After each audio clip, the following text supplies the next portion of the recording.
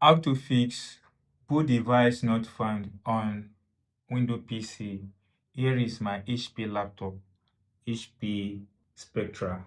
See, and just try to reboot my system. Says booting device not found. Please install the operating system on your hard disk. The first thing you have to do is to restart your system. So let me press the restart button here and restart my system. Tap and switch off your system. Now tap and power it on again. So access the BIOS by pressing the F10 on your device. Once you press the F10, it comes out like this. Now use the keypad here to navigate your movement.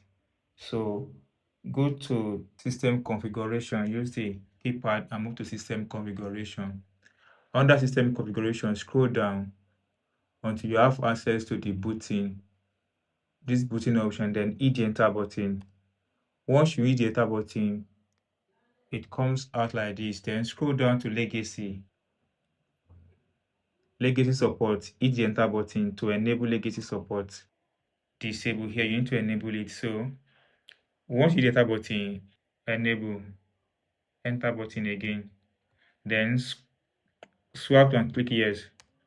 Now the legacy support is now enabled. Once the legacy support is enabled, then click the escape button on your keyboard like this one. Click on this escape button here.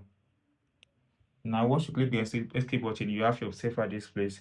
Now go to this button, exit here. Exit button. Now exit save option, hit the enter button. Then click on yes. Now wait a few seconds, your system will reboot. So now you see that operating system boot mode change. Then enter this code. You can see that say enter this code 9301, enter. So let's go to keyboard and enter it 9301, then hit the enter button. Now wait for it to reboot again. Boom, system boot up again. So just wait a few seconds for it to boot up. So that's all. You've been able to fix this error. So if you enjoyed this tip, you have not subscribed, please subscribe for more updates like this.